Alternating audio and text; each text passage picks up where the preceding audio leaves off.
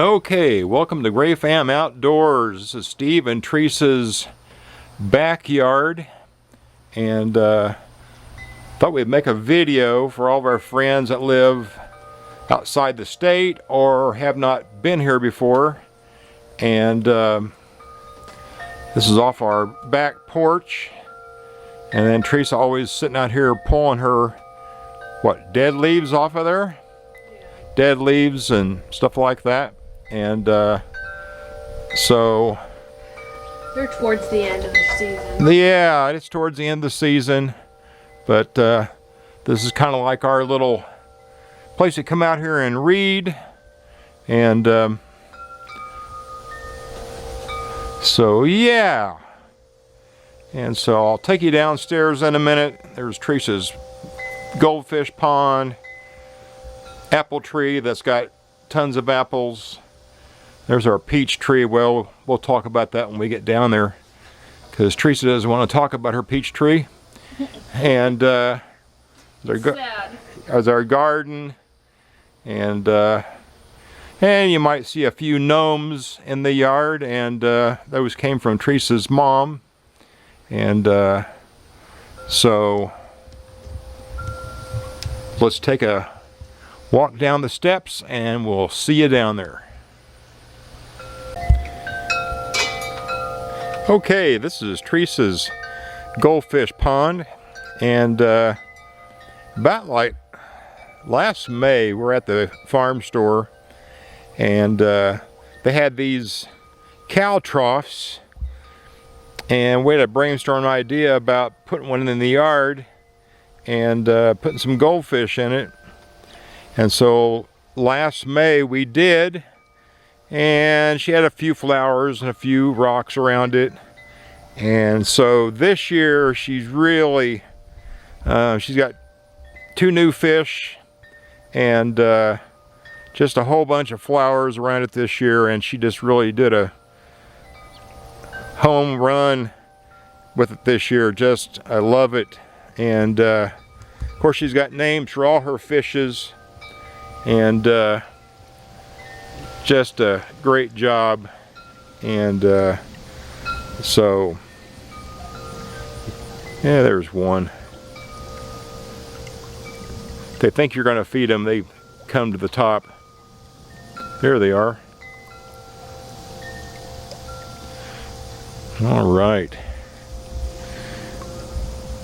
we'll step underneath this rose here.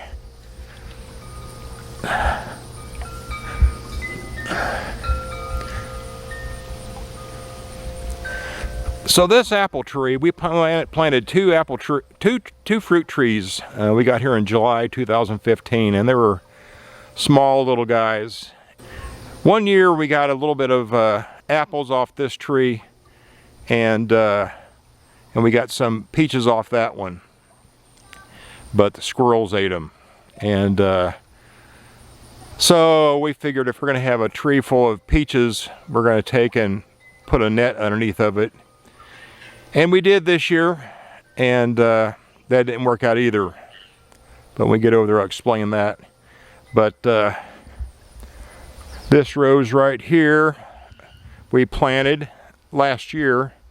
We lost our Oreo. Some of you that know Oreo, that was kind of Teresa's mom's cat that came and found her. And when we lost her, Oreo was with her mom.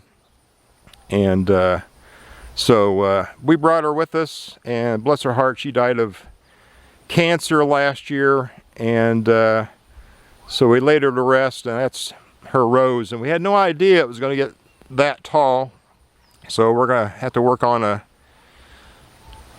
trellis for it next year. And that's a story on that.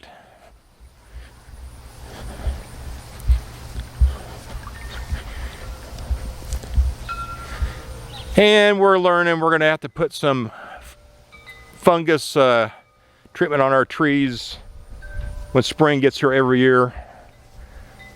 You'd think we know that by now. All right, the story on the peach tree.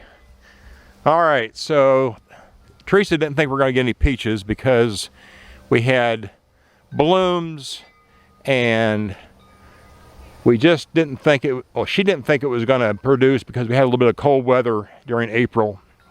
And but it was loaded with peaches. We took a net and put it around this tree. And there's even a pole over here that won't come out of the ground because the ground's so hard. And we had a net all around this tree tied to the trunk, and squirrels couldn't get up because they're the ones that ate the peaches last time. And then this tree started getting fungus and started out with spots on the peaches, and then they got these dark spots that just spoiled on the trees. And you'll see the fungus is so bad, killed the leaves, branches. So in the fall, you'll see back there the tarp, that's our fire pit back there. And we're gonna have to burn all the seeds, all the branches, everything that was possibly touched by this fungus, we have to take and burn to get rid of it. And our garden's on the downside.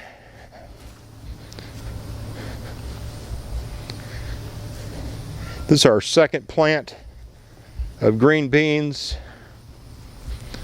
Teresa's marigolds. She puts them down here and said it keeps the bugs away. I think it works. We had a tree, so that big pot over there, that's on a tree stump, and we had that cut down because it was shading the garden, and so it also gave us a bunch of stuff to burn our fire pit in the fall and early spring.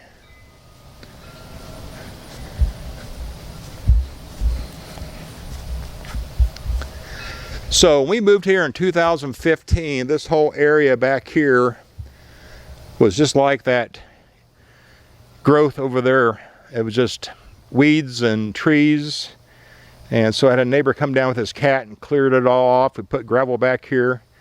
And yeah, it makes it kind of nice. And so I've got a fire ready to go under the tarp back there. And yeah, we might even do something this weekend. We got a week of some cooler weather coming in the Kansas City area. And Teresa's got a cantaloupe growing down here. Wow, that's getting pretty good size. See how that goes. And her squash are kind of done. She's got a couple going there. And I got a small watermelon down there growing. But anyway, enough of this. However, so I've been trying to plant cotton every year, and they usually get really tall, and the ones in front of the house all of a sudden really haven't done very well. These back here, we just put them back here because we didn't have no room for them. And these are the only one that's actually doing anything. You can see this one back here has got a pretty white and a little pinkish rose on it. And this one has already bloomed and it's got a little bitty pod on it. Usually they're about 3 times as tall as this, and the pods are way bigger. But anyway, that's probably the only cotton that I'm getting this year. The front yard, not so much, but we shall see.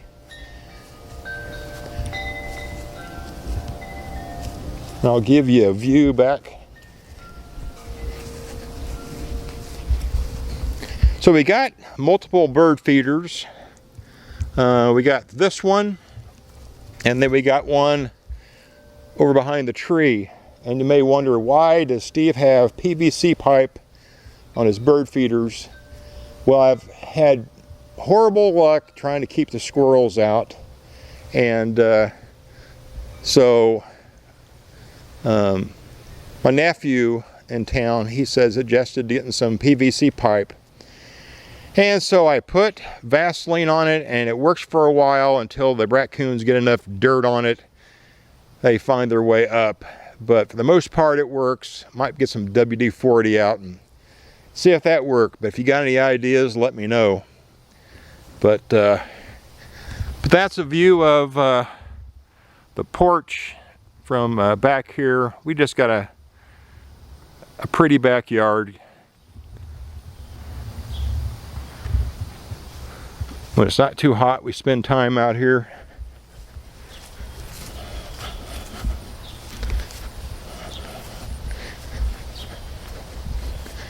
You're probably wondering why we've got one of Ann's gnomes, Teresa's mom, one of her gnomes hanging on the side of a bird feeder. Well, we would set it up down here hoping it would scare away the raccoons, and not so much. So I got him hanging up there, and every once in a while we'll have a raccoon get up there and give him a slap. But yeah, raccoons, I tell you what, we've trapped a couple and took them about 10 miles from here, Teresa, and they both came back. And they had unique markings, so we knew that. They even gave me the look too. And so those of you who knew our 3 cats before we moved here, we had Dipper, we had Tigger, and we had Oreo, yeah. And I had to think for a minute. And so we lost Dipper, I would say within a year and a half of being here. She got cancer in her eye, and so this is her rose. And then we lost Tigger, and that's his rose. And before Tigger passed away, we had another tabby cat that showed up in our yard for about 2 years, and none of the cats had a problem with it, and his name was Rocky, and he showed up, and the cats never gave him any crap. They let him eat, they let him do whatever he wanted to. And then he showed up one day and his arm and shoulder was all messed up, and so we took him in and adopted him, and we had him for 2 years. Then he died of cancer. So I don't know if it's cats drinking water from ponds and overflow streams around here or what, I don't know. But we haven't had very good luck with cats staying alive and not dying from cancer, so don't know. All right, I'm going to take and turn this off and go to the front side, and I will see you there. Okay, we're on the west side of the house.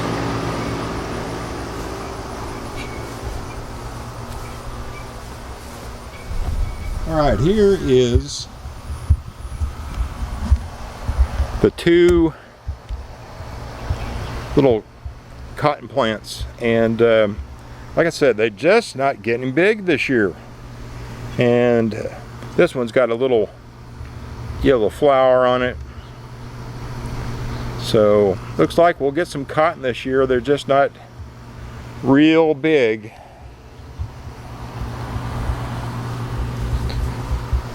So Teresa just cleaned this out. This was full of sunflowers. Wasn't planned that way. We had a bird feeder hanging out here, and the sunflowers grew, and they were just big and pretty, and Teresa just leave them out here, and then the goldfinches had a heyday eating the sunflowers. Okay, so we live on East 13th Street here in Kearney, and that's looking to the west.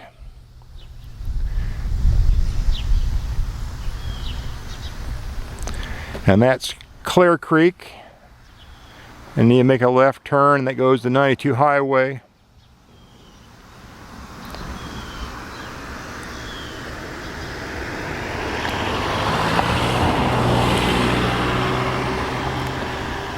And that's our homestead.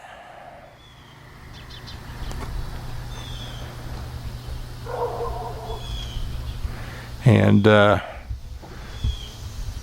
there's our small side of our house.